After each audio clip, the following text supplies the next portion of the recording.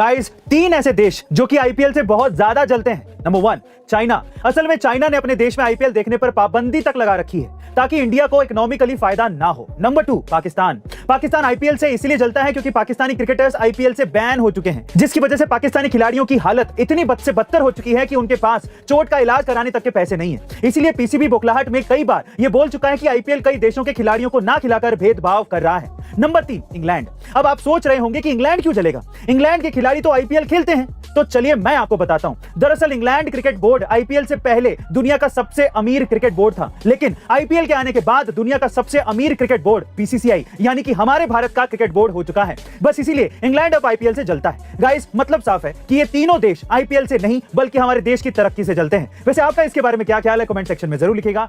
Guys, Mahabharat में दिया गया एक ऐसा श्राप जिसकी वजह से आज हमें कलयुग में रहना पड़ रहा है। जी हाँ गाइस, त्रेता युग में श्रृंगी नाम के एक ऋषि ने अर्जुन के नाती और अभिमन्यु के पुत्र राजा परीक्षित को श्राप दिया था कि तुम्हारी मृत्यु तक्षक नाग के डसने से होगी, और हुआ भी कुछ ऐसा ही। श्राप मिलने के 7वें दिन बाद ही तक्षक नाग के डसने से राजा परीक्षित की मौत हो गई, और ऐसा माना जाता है कि उसके बाद त्रेता युग पूरी तरीके से खत्म हो गया और फिर शुरुआत हुई कलयुग की। क्योंकि राजा परीक्षित के जिंदा रहते कलयुग में इतना साहस नहीं था कि वो इंसानों पर हावी हो सके, पर उनकी मृत्यु के पश्चात ही कलयुग पूरे पृथ्वी पर हावी हो गया। लेकिन कहा यह भी जाता है कि इस कलयुग को खत्म करने के लिए भगवान विष्णु अपने कल्कि अवतार में इस धरती पर अवतरित होंगे।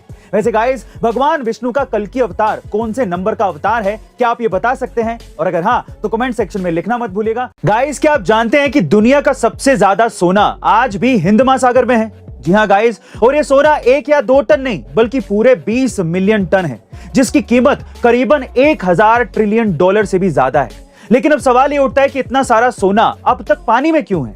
दरअसल ये जो सोना है वो बहुत ही स्मॉल पार्टिकल्स में है, इसीलिए इसे समंदर से निकालना बहुत मुश्किल है, पर नामुमकिन नहीं है। क्योंकि साल 1980 में कुछ विदेशी कंपनियों ने इसे निकालने में कामयाबी हासिल कर ली थी। मतलब कि वो इस सोने को निकालने का तरीका जान चुके थे, लेकिन लालच के चलते वो इस सोने को लेकर भाग गए, जिसकी वजह से आज तक उस सोने को पानी से अलग कैसे करना है इसका तरीका पता नहीं चल पाया है। गाइस, आज भी करोड़ों टन सोना हिंद महासागर में तैर रहा है, लेकिन इसे वहां से निकालना आज भी राज बना हुआ है। गाइस, एक कहानी है एक ऐसे प्लेन हाईजैक की जिसमें प्लेन हाईजैक करने वालों को सजा की बजाय रिवॉर्ड दिया गया। जी हाँ गाइस, ये बात है साल 1978 की, जब 150 यात्रियों को लेकर एक प्लेन दिल्ली जा रहा था, जिसे वहां मौजूद 2 लोगों ने हाईजैक कर लिया, और वो भी खिलौने वाली बंदूक के दम पर।